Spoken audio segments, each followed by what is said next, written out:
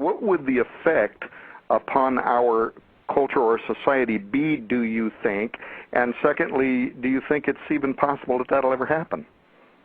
Well, I'd be very surprised if it does for a number of theological reasons, but that's getting into another area. I think, see, this raises another issue well, first of all, to the general public, of course, it would have the obvious shock effect, and also would allow people who are skeptical to embrace a theology of their own design.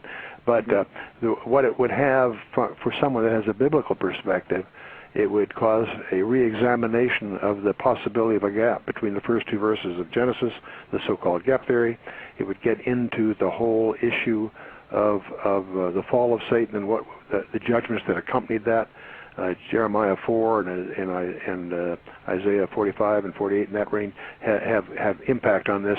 There is a view that is held by a minority of authorities of what's sometimes called the gap theory. It would tend to illuminate that perhaps. But I think you see that the root problem that the theologian has with that is that if there's other life in the universe, is it sinful or not? And you have a problem in either direction. If there's sinless life in the world, that has a question, and if there's sinful life elsewhere in the world, that has a redemptive question. So it raises some very, very interesting paradoxes in the theology of it all. But I would wait until I see that. But I'd be very guarded because I for other reasons, anticipate a great deal of deceit. This leads to another root thing that we should understand. When you look at Carl Sagan's novel, The Contact, a very colorful, very cleverly written piece of work. There, of course, they encounter a set of communications that they then validate by their various techniques, prime numbers and all that. From he builds a novel around the discovery of extraterrestrial communication. You see, that happened in my life in a way, because the great discovery, my professional identity and depth is in the information sciences. Very early in my life, I came to two discoveries in my life that changed my life. One was that the 66 books that we call the Bible, I discovered that they evidence deliberate design. I don't mean thematically. I mean, I came to the view, I've discovered every number, every place, and every detail of these, even though these 66 books are written by over 40 guys over almost 2,000 years, there's evidence that every detail in them is there by deliberate design. Once you discover that, then you're confronted with a second aspect of that. The origin of that design had to come from outside our time domain, because with a precision that's absolutely amazing, it writes history before it happens. And so I get so frustrated when I hear well-meaning people on the main media say, you can't prove the Bible, but. That's even if they're trying to support the Bible. Say, well, you can't prove it, but, and then they go on to make their point. I always get frustrated because you can. You can demonstrate that every detail is there by pre-design, and I've got dozens of examples of that. And if that's true, the point is you can actually demonstrate with the same clarity that Carl Sagan posed in his novel, Contact. The same kind of thing you can demonstrate that these 66 books that we're in possession of were deliberately designed. Now, the most astonishing book about the anthropic principle comes from Gonzalez and these guys, who discovered not only have we discovered that the universe appears to be designed for man, we discovered it's been designed to be discovered. The peculiar mathematics, for example, between the Earth, the Sun, and so forth that gives rise to a solar eclipse is so precise, without which we would not have discovered spectroscopy, which of course we now discover that we're in the exact position in the galaxies in order for us to discover the rest. The Privileged Planet is their DVD. They also have done a book on it. That was really they, in my mind, have made a major discovery epistemologically. That this is a way to it has huge implications in terms of our understanding of what's really true. The point I'm getting at is that all these tests that we talk about with SETI and the Drake formula, if you apply the same kind of thinking to the 66 books we call the Bible, you're in for a astonishing surprise, because you can demonstrate that every detail in there is anticipatory of the rest. So let me ask you.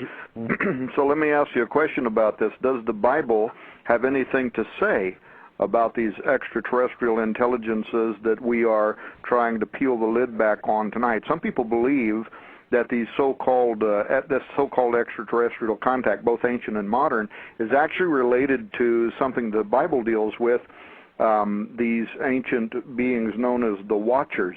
Would you agree? Mm-hmm. And yeah, I think so. I think we've got to go there very cautiously, but I do so. I think the real root of understanding comes out of Genesis chapter 6, where we have these fallen angels contrived to create hybrids, half human, and those hybrids are embodied in all our mythology of ancient people, as typified by the Greek examples. The point is, you really won't understand the Old Testament unless you realize that certain tribes, God told Joshua to wipe out certain tribes, every man, woman, child. You read that as a New Testament reader, and it's shocking. And unless you understand there was the whole flood of Noah issue was an issue of a gene pool problem created by these intrusions. And so, and that sounds pretty spooky until you get to the New Testament. Both Second Peter, and also the book of Jude corroborate that perspective. So, the so-called angel view of Genesis 6 is a foundational issue. And what's amazing is that is not taught in most of our seminaries. When we came out with the book Alien Encounters, I got some calls from people who are senior executives in publishing houses that were really angry, not at me, but they had graduate degrees in theology, and they realized in their entire seminary background they didn't even know of the existence of that view, because it's taught. There's a counter view called the Sethite view, which is about in 12 different ways non-biblical, and I won't start on that. Except the point is, what they were said about is it wasn't as if they in seminaries said, here are the different views and here's where we favor this one. No, they didn't even teach the existence of the so-called angel view, which, if you take the Bible seriously, is what it actually says. If you take it seriously, that's what it says, and it has implications. So the point, what I'm getting at is that the Genesis 6, the angel view of Genesis 6 is just a piece of the puzzle, but it's a critical piece in terms of recognizing that from a biblical perspective, there are not only demons and hostile creatures of some kind, but there's also hybrids that are part of our history. And the reason that's so relevant is because Jesus himself makes reference to the fact that as the days of Noah were, so shall the days of the coming of the Son of Man be. In other words, if you start studying eschatology, the study of the last things, you discover that if you're going to study it carefully, you've got to make allowance for some of these remarks, which imply that the conditions that preceded Noah's flood are conditions that we will see reemerge again.